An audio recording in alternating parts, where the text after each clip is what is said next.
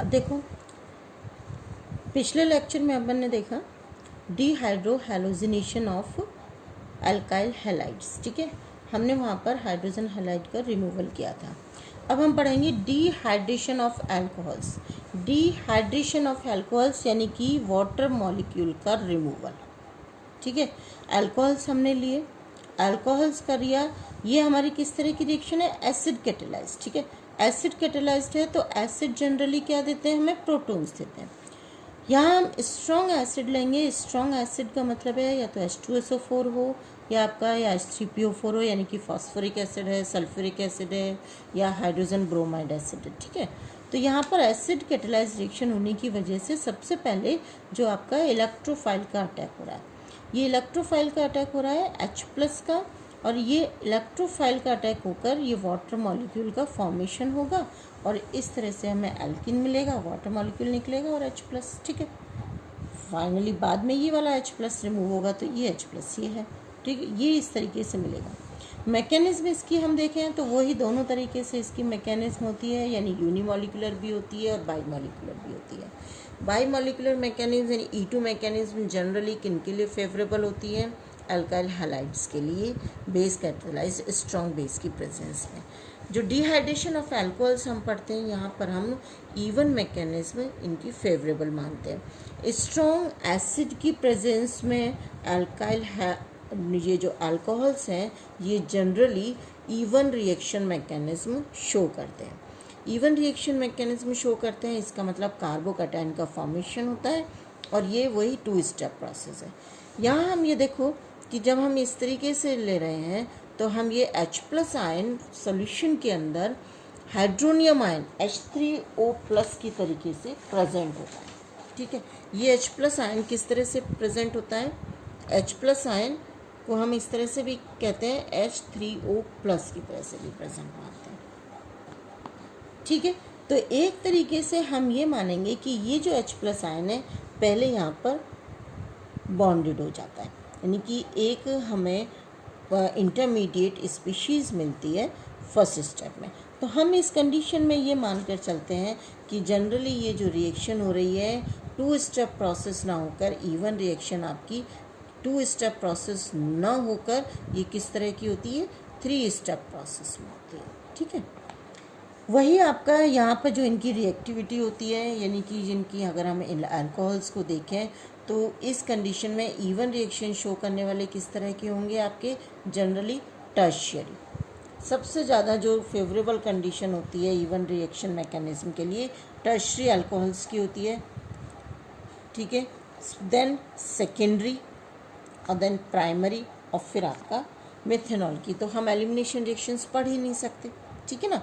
तो इस कंडीशन में हम ये कहते हैं कि यहाँ जो इवन रिएक्शन मैकेनिज्म है वो टर्शियरी के लिए होती है, जबकि E2 मैकेनिज्म जो होगी वो जनरली किस के लिए होगी, प्राइमरी अल्कोहल्स के लिए, ठीक है। टर्शियरी रिएक्शन मैकेनिज्म के लिए ये लो टेम्परेचर, क्योंकि मोस्ट स्टेबल कार्बोकैटायन होता है टर्शियरी कार्बोकैटायन, इसलिए लो टेम्परेचर रिक्वायर्ड होता है, लो टेम्परेचर, और एसिड भी आपका ज़्यादा स्ट्रॉन्ग नहीं होता, ठीक है। ये इस तरह से आपकी रिएक्शन होती है। तो इवन रिएक्शन मैकेनिज्म कितनी स्टेप की हो गई, ये 3 स्टेप प्रोसेस हो गया। फर्स्ट स्टेप प्रोसेस में क्या है, formation of protonated alcohol. Even mechanism अब आप इसकी देखिए कि किस तरह से होगी। इवन मैकेनिज्म के अंदर 3 स्टेप प्रोसेस हमने आपको बताया, 3 स्टेप प्रोसेस। फर्स्ट स्टेप इसका क्या होगा,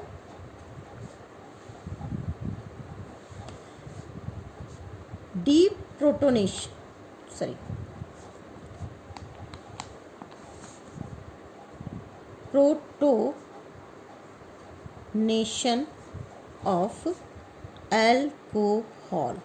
प्रोटोनेशन का मतलब क्या है, प्रोटोन का एडिशन, ठीक है। हमने कौन सा लिया है, टर्शियरी लिया है, यानी कि CH3 CH2 CH3 CH3 OH, ये अल्कोहल है। ऑक्सीजन पर 2 लोन पेयर्स प्रेजेंट होते हैं। एसिड कैटेलाइज्ड रिएक्शन है, ठीक है। तो इस कंडीशन में क्या होगा, एसिड कैटेलाइज्ड रिएक्शन होने की वजह से एसिड आयन यानी कि H प्लस का अटैक होगा और हमें कौन सी एंटिटी मिलेगी, बीच में इंटरमीडिएट कंपाउंड मिलेगा कि डीप्रोटोनेशन। हम क्या पढ़ रहे हैं, प्रोटोनेशन। प्रोटोनेशन का मतलब क्या है, एडिशन ऑफ प्रोटोन, ठीक है, एडिशन ऑफ प्रोटोन है। तो इंटरमीडिएट कंपाउंड आपको क्या मिलेगा, CH3 CH2 C CH3, यहाँ पर CH3 और ये OH दोनों हाइड्रोजन जुड़ जाएंगे। इस पर क्या होगा, इसका एक लोन पेयर किस में काम में आ गया, इस हाइड्रोजन के काम में, ठीक है, लोन पेयर। तो इसलिए केवल एक लोन पेयर होगा और उस लोन पेयर की वजह से यहाँ पर जो पॉजिटिव चार्ज है वो इस पर आ गया। तो ये क्या बन गया हमारा, एल्काइलॉक्सोनियम आयन। कौन सा है ये एल्काइल, जो है वो कौन सा एल्काइल है, 1 2 3 4 5 यानी कि पेंटाइलॉक्सोनियम आयन, ठीक है। ये हमारा फर्स्ट स्टेप है। फर्स्ट स्टेप में क्या हुआ, प्रोटोनेशन ऑफ अल्कोहल, या हम कह सकते हैं फॉर्मेशन ऑफ प्रोटोनेटेड अल्कोहल। ये आपका फर्स्ट स्टेप हो गया। सेकेंड स्टेप में क्या होगा, स्टेप सेकेंड में कि यहाँ से हमारा ये वाटर मॉलिक्यूल का रिमूवल हो जाएगा और हमें क्या मिल जाएगा, कार्बोकैटायन। तो सेकेंड स्टेप में हम क्या पढ़ेंगे, फॉर्मेशन ऑफ कार्बोकैटायन, ठीक है। फॉर्मेशन ऑफ कार्बोकैटायन आप पढ़ रहे हो। फॉर्मेशन ऑफ कार्बोकैटायन के अंदर क्या हो गया, इंटरमीडिएट स्पीशीज ये बनी थी आपकी CH3 CH2 C CH3 CH3 OH H, इस पर पॉजिटिव चार्ज और एक लोन पेयर। ये आपका स्टेप सेकेंड स्लो स्टेप है, यानी कि रेट डिटरमाइनिंग स्टेप है। साथ में ही किसका रिमूवल हो रहा है, H2O का। क्यों, क्योंकि कार्बोकैटायन बन रहा है। तो पूरा की पूरा ये मॉलिक्यूल रिमूव आउट हो जाएगा। हमें क्या मिलेगा, CH3 CH2 CH3 CH3 और इस पर पॉजिटिव चार्ज। ये किस तरह का कार्बोकैटायन है आपको जो मिला है, टर्शरी कार्बोकैटायन, यानी कि मोस्ट स्टेबल है। टर्शरी कार्बोकैटायन है, टर्शरी कार्बोकैटायन, ठीक है। ये स्लो स्टेप है, मोस्ट स्टेबल है, फेवरेबल है अपने लिए। तो अब इसका फास्ट थर्ड स्टेप जो होगा वो फास्ट होगा और उसमें क्या हो जाएगा, हाइड्रोजन का आयन का, ये जो आपने पढ़ा अभी, क्या पढ़ा था, पहले हाइड्रोजन आयन का एडिशन हुआ था, OH से निकल गया। अब हाइड्रोजन आयन का रिमूवल होगा। ओवरऑल नेट अल्कोहल्स में किसका हो गया, एक OH पहले हो गया और अब हाइड्रोजन आयन का रिमूवल होगा, ठीक है। तो हमारे पास टोटल वाटर मॉलिक्यूल, एक वाटर मॉलिक्यूल का रिमूवल हो गया। अब जो हाइड्रोजन आयन रिमूव आउट होगा वो एडजेसेंट कार्बन एटम से होगा। एडजेसेंट कार्बन एटम से ये आपका स्टेबल है, इसलिए हमें किसी भी शिफ्ट की ज़रूरत है नहीं, यहाँ पर रीअरेंजमेंट की ज़रूरत नहीं है आपका। यहाँ अगर हम करते हैं तो हमें ये देखो प्राइमरी मिलेगा, अगर इससे एलिमिनेट करेंगे तो प्राइमरी मिलेगा। यहाँ से अगर हम एलिमिनेट करें कि भाई रीअरेंजमेंट हो जाएगा तो हमें प्राइमरी मिलेगा। इसलिए हम एडजेसेंट कार्बन एटम इसी का हाइड्रोजन शिफ्ट करते हैं। तो थर्ड स्टेप में क्या होगा कि ये जो कार्बोकैटायन बना है आपका,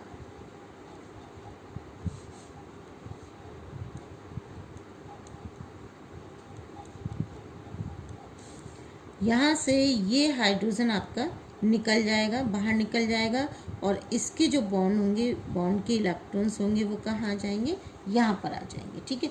तो ये आपका step third this is very fast and minus किसका रिमूवल होगा, इसका माइनस H प्लस का रिमूवल हो गया। आप ये देखो तो यहाँ हमें क्या मिलेगा, अब CH3 CH, एक हाइड्रोजन आयन निकल गया, डबल बॉन्ड, ये डबल बॉन्ड बन गया क्योंकि इस बॉन्ड के शेयर्ड इलेक्ट्रॉन्स इसने यहाँ शिफ्ट कर दिए। या हम ये कहें कि इस कार्बन पर आ गए तो यहाँ नेगेटिव चार्ज और ये पॉजिटिव चार्ज मिलकर ये इस तरीके से, ठीक है, यहाँ आप इसको इस तरह से भी शो कर सकते हैं, CH3CH with negative charge -CH3 plus. तो इससे भी आपको क्या मिलेगा, ये चीज़ मिलेगा, ठीक है ना, दोनों से रीअरेंजमेंट। तो यहाँ आपका फाइनली ये मिल गया। ओवरऑल जो नेट रिएक्शन हुई वो क्या हुई आपकी, CH3 CH2 CH3, यहाँ OH, ये हमने लिया था पेंटेनॉल, ठीक है। कौन सा पेंटेनॉल था ये, अपना टर्शरी, ठीक। इस पेंटेनॉल में जब हमने एसिड कैटालाइज रिएक्शन थी आपकी, तो ओवरऑल जो एलिमिनेशन हुआ वो किसका हुआ, एक पूरे वाटर मॉलिक्यूल का। तो आप यहाँ पर इसके एक हाइड्रोजन को हम यहाँ से शो कर दें, तो ये मॉलिक्यूल, ये और ये, इन दोनों का रिमूवल हो गया, -H2O, और हमें क्या मिला, CH3 CH double bond CH3, ठीक है। तो हमें क्या मिल गया यहाँ पर, कौन सी पेंटीन मिली है, ये देखो 1 2 3 4, यहाँ पर कौन से किस नंबरिंग जो दोगे आप, ब्यूटीन है 1 2 यहाँ से लो, यहाँ से नंबरिंग दोगे तो आपका सब्स्टिट्यूट मिथाइल ग्रुप को देखना पड़ेगा, इसलिए हम इसका नाम क्या देंगे, यहाँ पर 2 ब्यूटीन तो है, साथ में 2 पर आपका मिथाइल ग्रुप लगा हुआ है, तो 2 मिथाइल 2 ब्यूटीन ये हमें मिलता है, ठीक है। ये आपका किस तरह से फॉर्मेशन होगा, यानी कि डिहाइड्रेशन किस तरह से ये होगा। ये तो हमने टर्शरी के लिए कहा। अगर हम प्राइमरी अल्कोहल्स लेते हैं, प्राइमरी अल्कोहल्स, तो उस केस में हमारी कौन सी मैकेनिज्म शो होगी, E2 मैकेनिज्म होगी। और E2 मैकेनिज्म में आपका एक ही स्टेप में दोनों प्रोसेस होते हैं, 1 स्टेप प्रोसेस, ठीक है। Overall that's all for your elimination reactions. अगर कोई डाउट है तो आप ग्रुप में मुझे पूछ सकते हैं।